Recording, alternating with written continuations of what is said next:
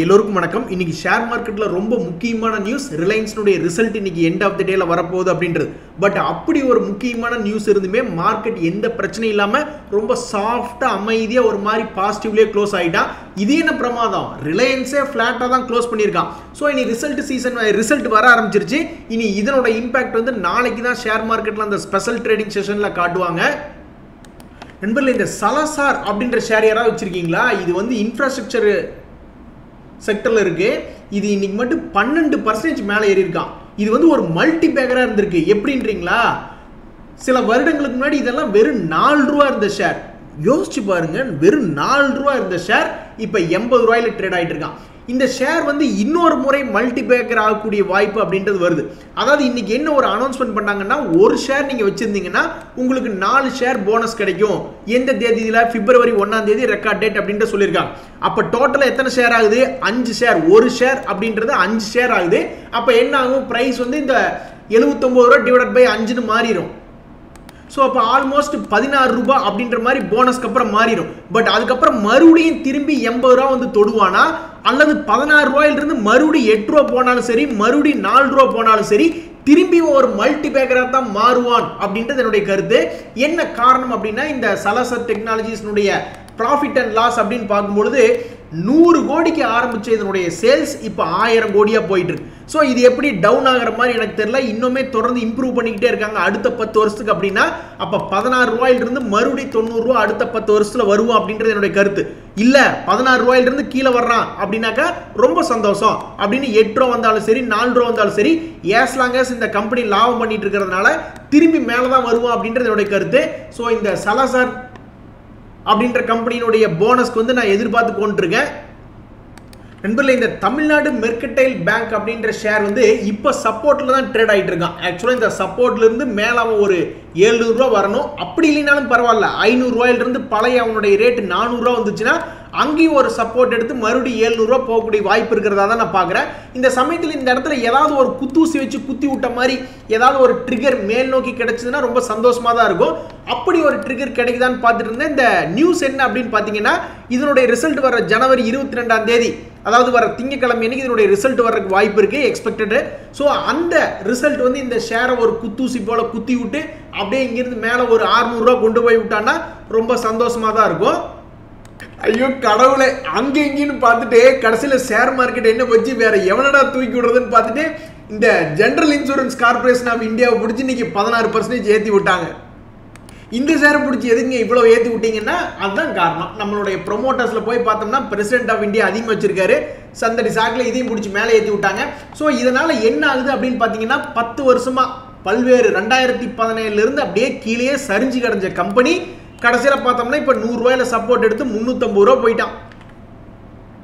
நண்பர்கள், இந்த லிண்டே இந்தியா அப்படின்ற ஷேர் யாராவது வச்சிருக்கீங்களா? அதில் ஒரு சந்தோஷமான விஷயம், சமீபத்தில் அது நல்ல ஃபால் ஆகிட்டான். 6800 ரூபா ரேஞ்சிலிருந்து சரிவடைஞ்சவன் இன்னைக்கு ஒரே நாளில் ஓரளவுக்கு நல்ல ட்ரேட் அப் ஆகி ஒரு மாதிரி பிரேக் அவுட் அப்படின்னு இருக்கான். இதை பார்க்கறதுக்கு ஒரு டீசென்டான பிரேக் அவுட் மாதிரி இருக்கு.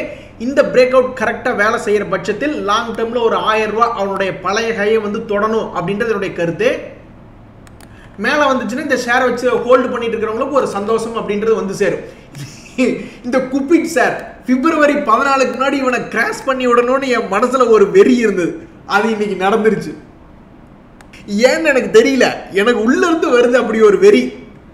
ஸோ இந்த குப்பிட் அப்படின்ற ஷேர் வந்து இன்னைக்கு ஒரு 5% கிராஷ் ஆயிருக்கான். இருந்தாலும் ஒரே ஒரு வருத்தம் என்னன்னா, ஒரு நண்பர் வந்து 1988 ரூபாய்க்கு 6 ஷேரை போய் வாங்கியிருக்காப்ல. அது எந்த இடம் அப்படின்னு நம்ம பார்க்கும்பொழுது அது ஒரு சிறிய உச்சாணி கொம்பியா தெரியுது.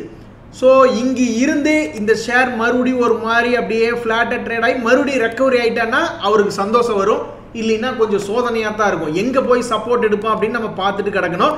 என்னை பொறுத்த வரைக்கும் இவன் பாட்டுக்கு அப் ட்ரெண்டில் போய்கிட்டே இருந்தான். இன்னைக்கு ஒரு லோயர் ஃப்ரீஸ் ஆனதுனால இவன் வந்து நல்ல ரேலியாக இருந்த ஷேர், அப் ட்ரெண்டில் இருந்த ஷேர் இப்போ சாதா ஷேர் ஆகிட்டான். சாதா ஷேர்னா என்ன ஆகும்? அப்புறம் மறுபடியும் மேலிருந்து கீழே, மேலிருந்து கீழே அப்படின்ட்டு ஒரு 2-3 வருஷத்துக்கு, அடுத்த 2-3 வருஷத்துக்கு இப்படி தான் இருப்பான் அப்படின்றது என்னுடைய கருத்து. நண்பர்களே, ஒரு காலத்தில் உங்களுக்கு ஞாபகம் இருக்கா? அதானி என்டர்பிரைசஸ் அப்படின்ற ஷேர் வந்து மீன் மண்டை பேட்டர்ன் போட்டு அப்புறம் ஒரு மாதிரி இந்த பக்கம் மூவ் ஆகாமல் ஒரே மாதிரி இருந்தான். அப்புறம் ஒரு மாதிரி வெடிச்சு செதறிட்டான். அதே மாதிரி இந்த ஹிண்ட் சிங்க் அப்படின்ற ஒரு ஷேர் வந்து ஒரு மீன் மண்டை பேட்டர்ன் விட்டு வெளியே வந்திருக்கான். அப்படின்னா என்ன அர்த்தம்னா, இவன் ரொம்ப வயலண்டா இருக்கணும். ஆல்மோஸ்ட் ஒரு மாசம் முடிஞ்சிருச்சு, இன்னுமே அவன் வயலண்டா இல்ல. இந்த சமயத்துல வந்து இதை வாட்ச் லிஸ்ட்ல போட்டு வச்சுக்கிட்டு என்னைக்காவது ஒரு 240 ரூபா வந்துச்சுன்னா அது ஒரு சான்ஸ், கவுடா கவு அப்படின்ற மாதிரி லாங் டேர்ம் இன்வெஸ்டர்ஸ்க்கு இது ஒரு நல்ல இடமா பாக்குற 240 ரூபா. சாமி கும்பிட்டுக்க வேண்டியதான், மீன் மண்டை விட்டு வெடிச்சிட்டியே, நீ ஏன் இன்னும் 240 ரூபா வரமாட்டேங்கிற, சீக்கிரவா அப்படின்னு வேண்டிக்க வேண்டியதுதான். நண்பர்களே, இன்னைக்கு ஒரு ஷேரை நம்ம பாராட்டி பேசுறோம் அப்படின்னா அது வேற யாரும் இல்லை, அந்த இன்ஃபோசிஸ் ஷேர் தான். இன்னைக்கு அவன் வந்து 1657 ரூபா வந்து அவனுடைய 1 இயர் ஹை அப்படின்ற தொட்டிருக்கான். இதுக்கு முன்னாடி பார்த்தீங்கன்னா 1600 ரூபா ரேஞ்ச் இருந்தா போன வருஷம் பிப்ரவரி மாதம், அதுக்கப்புறம் கீழே 1226 வரைக்கும் போயிட்டு இப்போ 1651 லைஃப் ஹை. ஸோ எந்த ஒரு நல்ல ஷேராக இருந்தாலும் அவன் ஒரு சின்ன சிக்கலில் போய் மாட்டிக்குவான். இப்போ ஒரு உதாரணத்துக்கு HDFC பேங்க் ஆகட்டும், பாலிகேப் ஆகட்டும், ஏதோ ஒரு பிரச்சனையில் கீழே போகிறானு. பட் என்னைக்கு இருந்தாலும் ஒரு வருஷம் கழிச்சு அல்லது ஒரு 2 வருஷம் கழிச்சு திரும்பவும் அவனுடைய பழைய ஹை வரலாம் அப்படின்றத இதை நிரூபிக்கிறான். ஸோ இதிலிருந்து என்ன தெரியுதுன்னா, ஒரு பெரிய கம்பெனி, ஒரு HDFC பேங்க் மாதிரியோ அல்லது ஒரு இன்ஃபோசிஸ் TCS போன்ற கம்பெனிலையோ தொடர்ந்து இறங்கி இருக்கும்பொழுது 1 வீக் லோ, 1 இயர் லோ அல்லது 2 இயர் லோவில் இருக்கும்பொழுது SIP அப்படின்ற ஸ்டார்ட் பண்ணோம்னா ரொம்பவுமே லாபகரமா இருக்கும் அப்படின்றது என்னுடைய கருத்து. இந்த சமயத்தில் இன்ஃபோசிஸ் எந்த இடத்துல இருந்து யூ டர்ன் போட்டா அப்படின்னு பார்க்க விரும்புறீங்களா? ஸோ இவனுடைய உச்சி என்பது 1948, அங்கிருந்து அவன் கீழே இறங்கினது 1183 வரைக்கும் கீழே இறங்கியிருக்கான். ஸோ அரௌண்ட் 35 to 40% இறங்கும் போது, ஒரு நல்ல ஷேர் ஒரு 35 to 40% இறங்கும் பொழுது அங்கே ஒரு மாற்றம் வந்து மேல் நோக்கி ஏறக்கு வாய்ப்பு இருக்கு. இதுக்கு முன்னாடி நம்ம ரொம்பவுமே பொங்கு போஸ்க்குன்னு இருக்கக்கூடிய குட்டி குட்டி ஷேர்கள்லாம் பார்த்துருக்கோம். அவனுங்கெல்லாம் ஒரு 70% 75% இறங்கினதுக்கப்புறம் யூடர்ன் போட்டு பார்த்தோம். ஸோ நல்ல ஷேர்கள் வந்து ஒரு 35 to 40% இறங்கும்போது யூடர்ன் போடுறது பார்க்குறோம். அப்போ அடுத்தது நம்ம பார்க்கக்கூடிய இந்த HDFC பேங்க் அப்படின்றது செல்லிங் ப்ரெஷரில் இருக்கு. ஸோ அப்போ இந்த HDFC பேங்க்குடைய உச்சம் என்ன? 1700 ரூபாய். அப்போ இந்த 1700 ரூபாயிலிருந்து இவன் ஒரு 40% பக்கம் இறங்குறான்னு வச்சுங்களேன், ஆல்மோஸ்ட் ஒரு 1100 ரூபா வரைக்கும் வரக்கூடிய வாய்ப்பு இருக்கிறதா நான் பார்க்குறேன். ஸோ 1100 ரூபாயிலிருந்து சப்போர்ட் எடுத்து மேல் நோக்கி போகக்கூடிய வாய்ப்பை நான் பார்க்குறேன். இந்த விளையாட்டுக்கு அவன் ஒரு 2 வருஷம் to 3 வருஷம் இன்ஃபோசிஸ் எப்படி விளையாண்டானோ அதே மாதிரி பண்ணுவான் அப்படின்றது என்னுடைய கருத்து. ஸோ அப்போ கொஞ்சம் கொஞ்சமாக அக்குமுலேட் பண்ணிக்கிட்டே இருக்கிறவங்களுக்கு ஒரு 2-3 வருஷம் கழிச்சு ஒரு 40-50% அசால்ட்டாக கிடைக்கக்கூடிய வாய்ப்பு இருக்கிறதா நான் இந்த இன்ஃபோசிஸ் அப்படின்ற ஷேர்னுடைய வரலாறுல இருந்து நம்ம தெரிஞ்சுக்கிறோம். அப்படி வாயா இறங்கி வாயா அப்படிங்கிற மாதிரி இந்த ஜீல் அப்படின்ற ஷேர் இன்னைக்கு ஒரு 6% இறங்கியிருக்கான். நல்ல விஷயம் தான். இதுக்கு முன்னாடியே நம்ம பார்த்துட்டு இருந்தோம், இவன் கொஞ்சம் ஹையர் லெவல்ல திணறிக்கிட்டு இருக்கான் அப்படின்றத நம்ம பார்த்துக்கிட்டு இருந்தோம். நம்ம இவனை கூட திட்டிக்கிட்டே இருந்தோம், எதுக்கு இப்போ யூடர்ன் போட்டு மேலே போற, கீழே வா, ஒரு 125 ரூபாய்க்கு வந்தீங்கன்னா புதுசாக வாங்குறவங்களுக்கு நன்மையா இருக்குமே அப்படின்னு நம்ம பேசிட்டு இருந்தோம். ஸோ அதே படிக்க கொஞ்சம் கொஞ்சமாக இறங்கி வந்துகிட்டு இருக்கான். இது பத்தாது, கொஞ்சம் வேகமாக குபீர்னு குதிச்சு ஒரு 133 ரூபா சப்போர்ட் ரேஞ்சில் வந்து விழுந்தான்னா ரொம்ப சந்தோஷமா இருக்கும். நண்பர்களே, நான் பார்த்துருக்கேன், காலேஜில் எவனோ ஒருத்த மட்டும்தான் சிக்குவான் நல்லா ஓட்டு வாங்குறதுக்குன்னு. அதே மாதிரி தான் சில பேர் போய் தீபாவளிக்கு பட்டாசு வாங்கினாலும் அவங்க வாங்குற பட்டாசு மட்டும் நமத்து போயிடும். அது மாதிரி சில ஷேர்கள் இருக்கு. இந்த குஸ்கார் அப்படின்ற ஷேர் வந்து எப்போ சப்போர்ட் எடுத்திருக்கான்னா 2023 ஒரு வருஷத்துக்கு முன்னாடி சப்போர்ட் எடுத்திருக்கான். இப்போ இந்த மாசத்துல டிசம்பர்ல சப்போர்ட் எடுத்த ஷேர்கள்லாம் கூட சொங்கின்னு மேலே ஏறி வந்துட்டாங்க. ஆனால் இந்த ஷேர் சப்போர்ட் எடுத்ததுக்கு அப்புறம் 346 ரூபாயில சப்போர்ட் எடுத்ததுக்கு அப்புறம் வெறும் 150 ரூபா தான் ஏறி இருக்கான். பர்சன்டேஜ் வைஸ் உங்களுக்கு ஏதோ சுமாரா தெரிஞ்சாலும் மற்ற ஷேர்களோட கம்பேர் பண்ணி பார்க்கல இது ஒரு கும்பா குட்டி வேலை தான் பண்ணியிருக்கான். ஸோ இவன் வெடிக்காம நமத்து போன பட்டாசு அப்படின்ற பரிசை வாங்கிட்டு போறான். இதை தீர்க்கிறதுக்கு நம்ம கிட்ட ஒரு தீர்வு இருக்கு. அதை நம்ம கடைசியா ஒரு ஸ்பெஷலா பார்க்க போறோம். ஆல்பா 50 இண்டெக்ஸ் அப்படின்ற ஒரு கான்செப்டா வச்சுக்கிட்டு அந்த மாதிரி நமத்து போன பட்டாசுல வாங்காம நல்லா ஸ்ட்ராங்கா சத்தமா வெடிக்கக்கூடிய பட்டாசுகள் கிடைக்கிற மாதிரி தேர்ந்தெடுக்கலாம். நண்பர்களே, இந்த வாரம் இன்னும் முடியல. ஆஹா, மார்க்கெட் இன்னைக்கு ஓரளவுக்கு மேலே ஏற்றிருக்கு அப்படின்ட்டு போயிடாதீங்க. நாளைக்கு ஒரு ஸ்பெஷல் ட்ரேடிங் செஷன் இருக்கு, அதனால கடையை சாத்திராதீங்க. நாளைக்கு மறுபடியும் மார்க்கெட் இருக்கு, மார்க்கெட்டை பாருங்க. நண்பர்களே, இன்னைக்கு ஷேர் மார்க்கெட்ல என்ன முக்கியமா நடந்தது அப்படின்னு பாத்தீங்கன்னா, இந்த ONGC அப்படின்ற ஷேர் தான் இன்னைக்கு நிஃப்டி 50 இண்டெக்ஸ்ல டாப் கெய்னரா வந்திருக்கான். வேற என்ன முக்கியமான விஷயம் இன்னைக்கு ஷேர் மார்க்கெட் சொல்லி கொடுக்குது அப்படின்னு பாத்தீங்கன்னா, நம்ம இந்திய ஷேர் மார்க்கெட்டை பொறுத்த வரைக்கும் பை ஆன் டிப்ஸ் அப்படின்றது வேலை செய்யுது. அட ஒரு நாள் இறங்குறா, 2 நாள் இறங்குறா, கடைசியில் பார்த்தோம்னா பை ஆன் டிப்ஸ் கொஞ்சோண்டு சீப்பான பிரைஸுக்கு கிடைக்குது அப்படின்னா வாங்குறதுக்கு பார்க்குறாங்க அப்படின்றத இன்னைக்கு ஷேர் மார்க்கெட் சொல்லி கொடுக்குது. அதே மாதிரி நம்ம ஷார்ட் அடிச்சிருக்கோம் அப்படின்னா அந்த லாபத்தை புக் பண்ணுங்க அப்படின்றதும் இன்னைக்கு ஷேர் மார்க்கெட் சொல்லி தருது. அதாவது மார்க்கெட் மேலே ஏறும்போது நிறைய பேர் வாங்கி லாபத்தை வித்தரணும் அப்படின்றதும் ஷேர் மார்க்கெட் சொல்லி தருது. அதே மாதிரி மார்க்கெட் கீழே இறங்குன்னு யாராவது பெட் கட்டுறாங்க, அது கீழே போயிட்டே இருக்கு, அதுக்குன்னு இந்த மார்க்கெட் ஜீரோவா போயிடும், இல்ல ஒரு இடத்துல திரும்பிடும், அதனால நீங்க வித்து வச்சதை லாபத்துல புக் பண்ணுங்க, கவர் யுவர் ஷார்ட்ஸ் அப்படின்றதையும் இன்னைக்கு இந்த மார்க்கெட் சொல்லி தருது. ஆக மொத்தம் இந்த கான்செப்ட் பக்காவா ஒர்க் ஆகுது நண்பர்களே. இப்போ நீங்க ஒரு ஷேர் வாங்குறீங்க, ஒரு உதாரணத்துக்கு பக்கானே ஒரு ஷேர் இருக்கு, அந்த ஷேர் நீங்க வாங்குறீங்கன்னு வச்சுங்களேன், நல்லா மேல் நோக்கி போய்கிட்டு இருக்கான்னு வச்சுங்களேன், அவன் போய்கிட்டே இருக்கிற மாதிரி இருக்கும். குப்பிட்டு வச்சுக்குவோம், குப்பிட் அப்படின்ற ஷேர் இருக்குன்னு வச்சுக்கோங்க.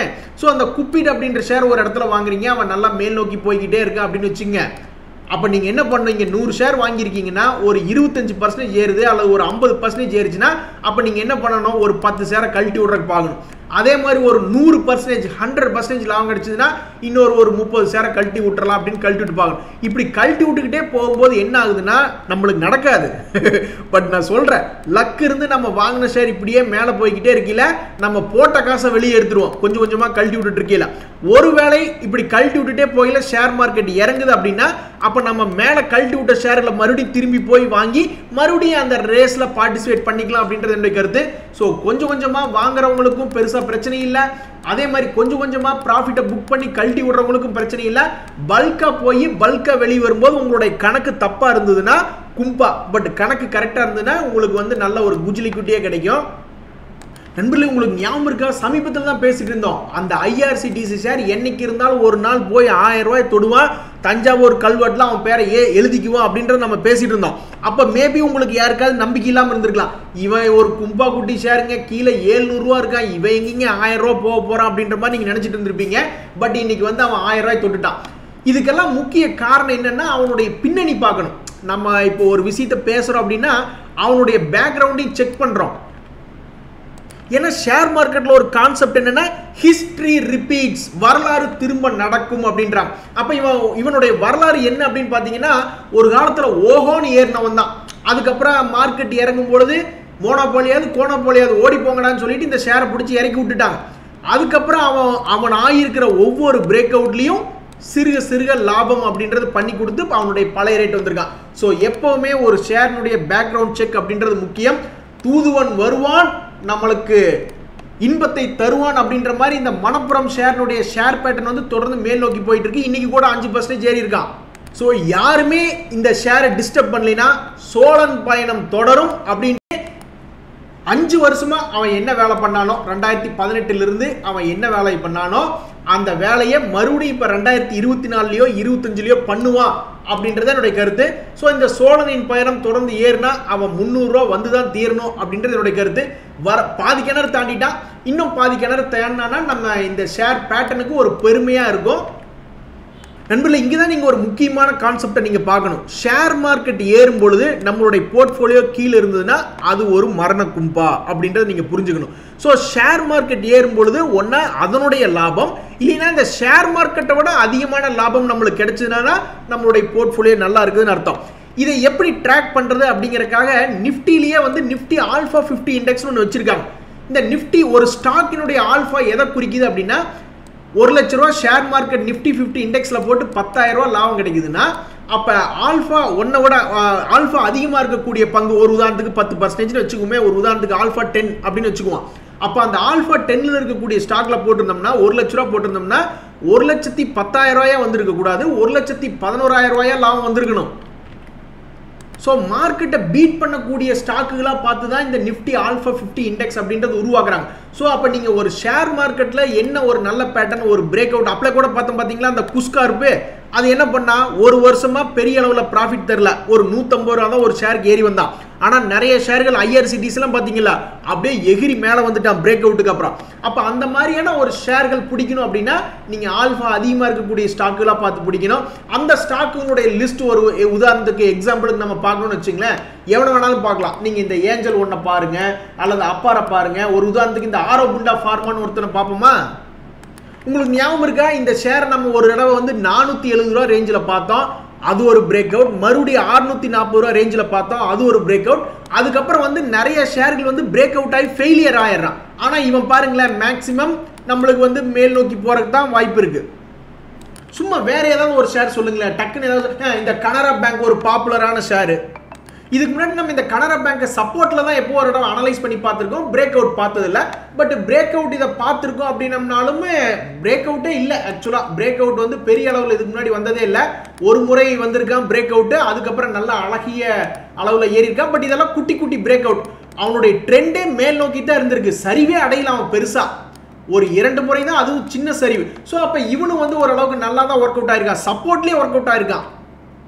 வேற ஏதாவது புதுசாக மனசில் நினைங்களேன், இசட்டுக்கு போயிடுவோமா, இசட் வரிசையில் போயிடுவோம். இந்த ஜைடஸ் லைஃப் சயின்சஸ் அப்படின்ற ஷேர் நம்ம அதிகமாக பார்த்ததில்லை. வரே வாவ், இவனை ஒரு இடம் நம்ம பார்த்துருக்கோம். இருக்கிறதுலே டஃபஸ்ட் பிரேக் அவுட் என்ன அப்படின்னு பார்த்தீங்கன்னா, ஒரு ஃபிளாட் ரெசிஸ்டன்ஸ் லைனை தாண்டதான். ஒரு குடும்பத்தில் சண்டையே இல்லாமல் இருக்கிறதா டஃபஸ்ட் ஜாப் அப்படிங்கிற மாதிரி இருக்கிறதுலே ஒரு டஃப். அதாவது ஒரு ஸ்லாண்டிங் லைனுடைய ரெசிஸ்டன்ஸை கூட ஈஸியாக தாண்டிடலாம். ஆனால் ஒரு ஃப்ளாட் ரெசிஸ்டன்ஸ் லைனை தாண்டது உண்மையிலேயே கொஞ்சம் கஷ்டம் தான். அதையே தூக்கி தூர போட்டிருக்கான். அப்போ இந்த ஷேரை நம்ம கரெக்டாக அனலைஸ் பண்ணியிருக்கு. இதுக்கு முன்னாடி ஏன்னா நம்ம தெரியல, 2022 பெருசாக அனலைஸ் பண்ணல. பட் அப்போ அனலைஸ் பண்ணியிருந்தோம்னா இது ஒரு பிரேக் அவுட் ஆகி இவனு வந்து ஃபெயிலியர் ஆகாமல் மேலே வந்திருக்கான் பாருங்க. ஸோ அப்போ இது வந்து ரொம்ப முக்கியமான விஷயம் நண்பர்களே. யாருக்கு அப்படின்னா, ஒரு பிரேக் அவுட் ஸ்டாக்ஸை ட்ரேட் பண்ணுறவங்களுக்கு இந்த மாதிரி ஹை ஆல்ஃபா ஸ்டாக்ஸாக பார்த்து எடுங்க. அல்லது இந்த IRCTC மாதிரி பாஸ்ட் பெர்ஃபார்மன்ஸில் நல்லா ஏறி இறங்கக்கூடிய வால்டிலிட்டி ரொம்ப ஹை லெவலில் காட்டிருக்கக்கூடிய ஸ்டாக்ஸாக பார்த்து நீங்கள் எடுத்தீங்கன்னா ப்ராபப்ளி உங்களுக்கு ஃபெயிலியர் ஆகாமல், இந்த கோஸ்கார்ப் மாதிரி பாருங்க, இவனுக்கு ஏதாவது ஒரு குற்றம் குறை, இவங்ககிட்ட ஏதாவது ஒரு குறை இருக்கா? சத்தியமாக கிடையாது. நல்ல அழகிய ட்ரெண்டிங் கிளி.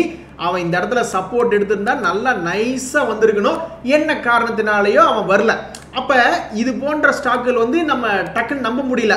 1 வருஷம் 2 வருஷம் அப்படின்றது டிலே பண்ணி விடுறதுக்கு வாய்ப்பு இருக்கு. அப்போ அந்த டிலேவையும் போகணும்னா இந்த மாதிரி நிஃப்டி ஆல்ஃபா 50 ஏரியில் இருக்கக்கூடிய ஸ்டாக்குகளை கூட நீங்கள் மேபி ட்ரை பண்ணி பார்க்கலாம். பட் இதெல்லாம் வந்து அப்பப்போ மாற்றிக்கிட்டே இருப்பாங்க. இவங்களுடைய மெத்தடாலஜியில் நீங்கள் பார்த்து படித்து ஃபுல்லாக அண்டர்ஸ்டாண்ட் பண்ணிக்கணும். எது எப்படியும் இது ஒரு கான்செப்டுக்காக நான் சொல்ல வரேன். இன்றைய தகவல்லாம் உங்களுக்கு உதவியாக இருந்ததுன்னா எனக்கு சந்தோஷம் தான். ரொம்ப நன்றி, வணக்கம்.